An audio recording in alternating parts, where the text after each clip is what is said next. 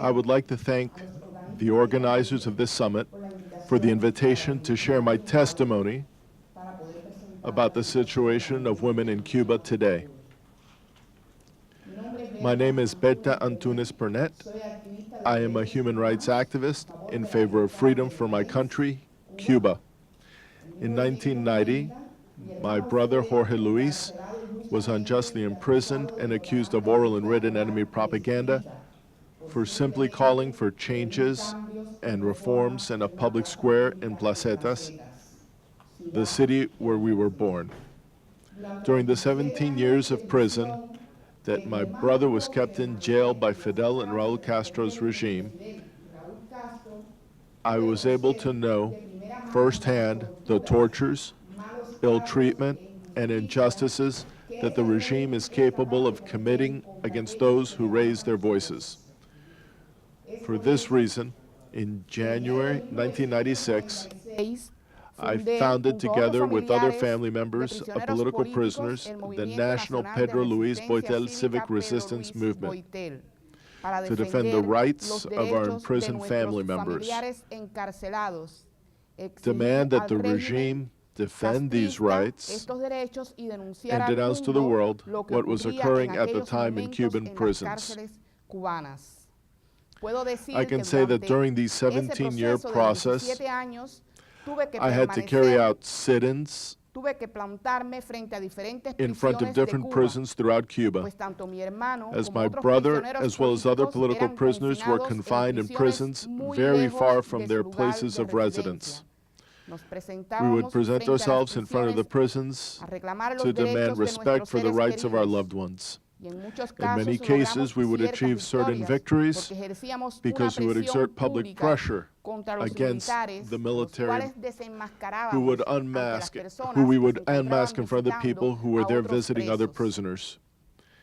In many cases, we were mistreated and detained for activities to promote a general amnesty for all Cuban political prisoners.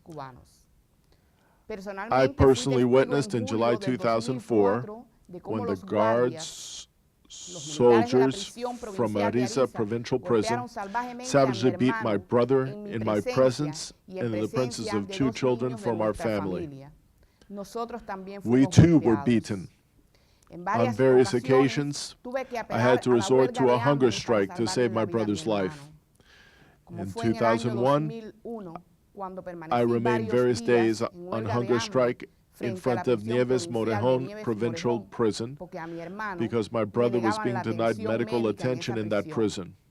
Only after this was our family able to attain my brother's transfer to a hospital in Havana so he would not die. I know well the sacrifices that the internal resistance in Cuba makes to continue the struggle for freedom in Cuba.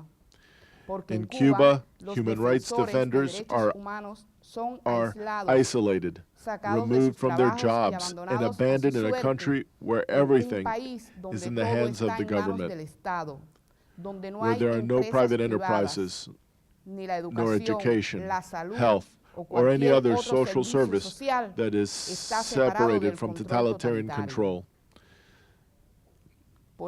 This is why human rights defenders in Cuba must make great sacrifices for the struggle. But we do it because we want freedom for our children, because we want our country to be different. I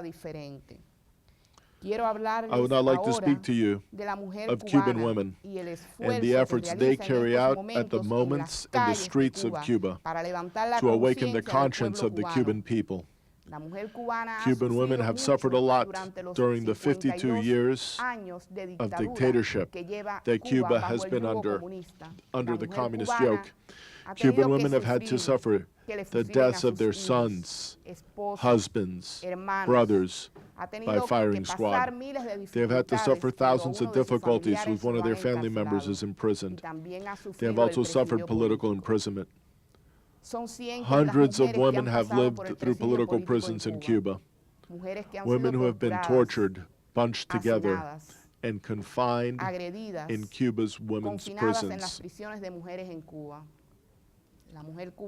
Cuban women are also the ones who suffer the pain of not having anything to feed their small children. This is why the rebelliousness of Cuban women is great.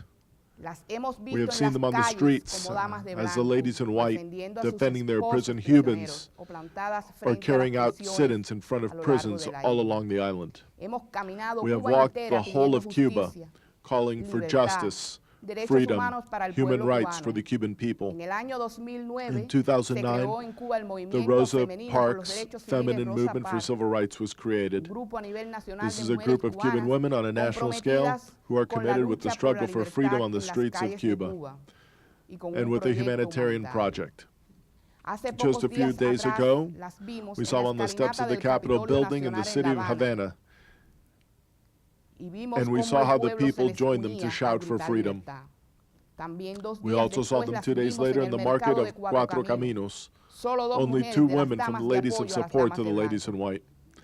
They went to a corner of that market and called for food for the hungry people of Cuba, milk for Cuban children, justice for all of the violations that the regime of Raúl and Fidel Castro carry out daily against the Cuban family.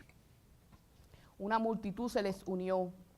multitude joined them. A multitude shouted with them and defended them when agents of the political police arrested and beat them. Cuban women are without a doubt protagonists of the struggle for democratic change in Cuba. At the present moment, women of the resistance in exile have united to denounce the abuses that women defending human rights on the island are suffering.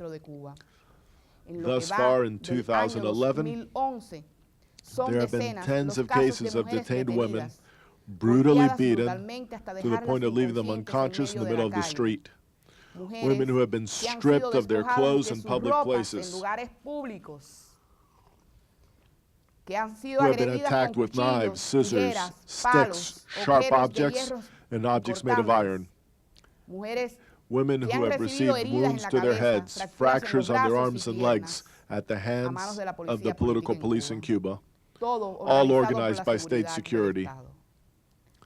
The police on many occasions show up dressed in civilian clothing to later make the claim that it was the angry mob who assaults these women. In reality, they are organized. In reality, they're tortured. In reality, they are organized paramilitary mobs, police trained in martial arts, men who have kicked nonviolent women in the chest, belly, and head. That is why today I raise my voice here at this summit in New York to ask support for the women of the resistance who in Cuba nonviolently struggle for freedom in Cuba. We have to make known the specific cases of these women. Must be made known. Here I bring a detailed report of these actions. Over the past 6 months. I would like for UN member countries and accredited non-governmental organizations accredited here to join in denouncing these violations, because human rights activists already died as a result of these beatings, as is the case of Juan Wilfredo Soto Garcia, murdered on May 8, 2011. Activist Daisy de las Mercedes Talavera Lopez from the province of Matanzas also died in strange conditions, which have yet to be elucidated, run over by a mysterious car on January 31st, 2011. Cuban women need the protection of the international community in their nonviolent struggle for freedom in Cuba. I consider that the international community has not been doing enough. It must listen more to the voices of Cuban women, defenders of human rights in international forums. The institutions of the world should help the women, should support them publicly and directly, the women who struggle for democratic change in Cuba, the ladies in white, the women of the Cuban resistance, who full of dignity, non-violently walk through the streets of Cuba to raise their prayers to God and occupy the public space that they are denied by the regime.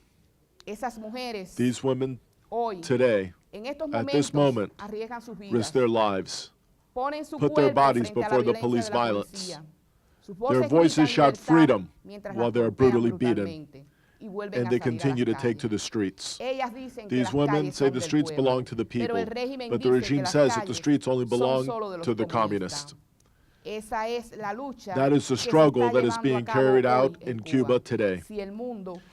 If the world remains silent, if the world does not intercede, if the world does not protect these brave and nonviolent women, then there will be more deaths in Cuba, because they will continue to take to the streets nonviolently, as they are Cuban, and that is their right. The regime will continue repressing, using violence, physical aggressions, tear gas, the lack of respect to humiliate them. The world must listen to their voices, because if it does not, it becomes an accomplice of the totalitarian dictatorship of the Castro brothers, a dictatorship that has killed by firing squad, murdered, disappeared, exiled, and imprisoned thousands of innocent Cubans. That is why I come here today to ask for solidarity for the Cuban women of the resistance, for an end to the human rights violations, the violence on the streets of Cuba, the beatings, the harassment. To ask for respect for the right of the Cuban women who struggle nonviolently for democratic change, to march on the streets of their country to share their message of peace and freedom with their fellow countrymen.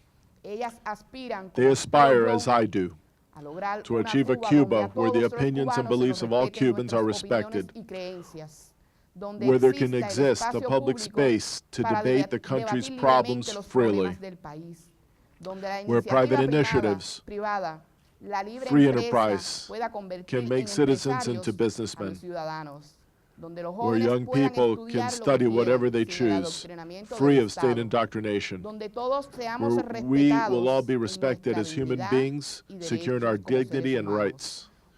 A Cuba where the exercise of the rights such as free expression, association, and assembly will no longer be criminalized under the Penal Code.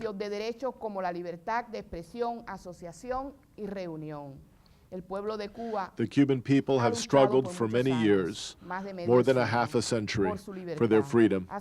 It has been a hard struggle, because unfortunately, communist dictatorships are not condemned internationally with the same strength as other equally cruel dictatorships of differing ideological stripes. The regime of the Castro brothers has tried to mask its crimes.